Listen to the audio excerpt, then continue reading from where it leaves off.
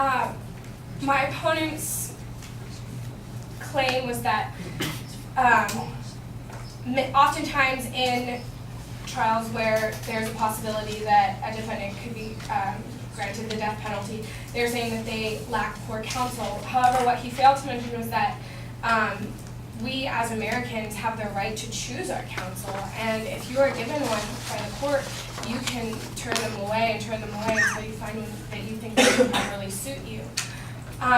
Also, they're stating these rare and extreme cases, and I think that if so many attorneys in America have drug and alcohol issues, then we have a much bigger problem at hand than what he's mentioning, because that would mean that every case where a criminal is being tried, that they would not be having the proper counsel to represent them because they would be drunk or high, and I believe that to be simply ridiculous and absurd.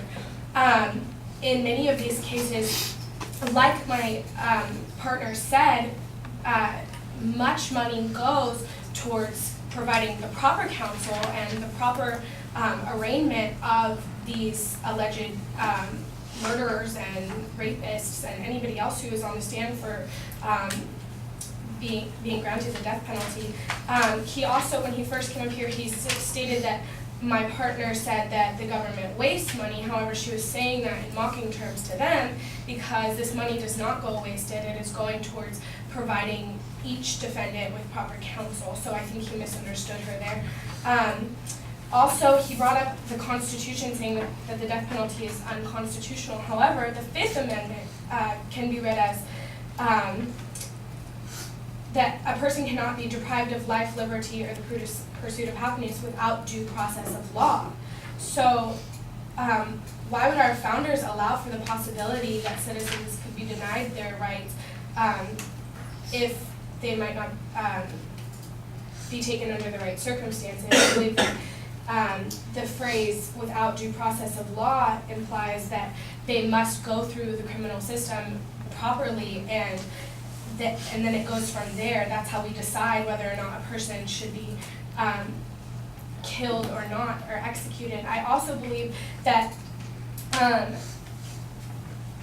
not putting many criminals to death poses a much greater risk than keeping them in prison for many years. She also stated that having the prisoners in jail for their entire lives for 20 years or more cost, I believe she said 20 times more than the death penalty does, or vice versa, that the death penalty costs 20 times more than keeping a person in prison for their entire lives, which is simply not true.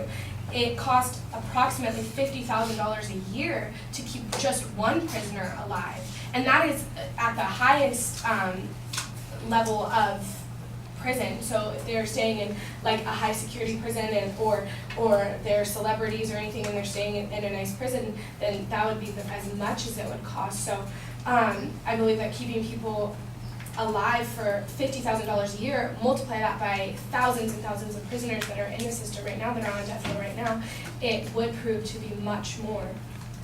I would like to conclude with saying that my opponents continuously bring up these rare and strange, absurd cases rather than just stating the clear facts of why the death penalty might not be the best solution. Instead, they're bringing up wild things like having defense attorneys that are drunk or high, or people are bursting into flames during their execution, which I believe to be not the point here. We are not talking about those rare cases. Of course, that's a tragedy. However, one case does not outweigh thousands that take place every single year that do go properly and effectively. And our point is to not, he said that only 33 states still continue with the death penalty. We're not saying that the other states that have decided not to use the death penalty should start using it again. Rather, we are saying that each state should have their own choice in whether or not they believe it to be morally,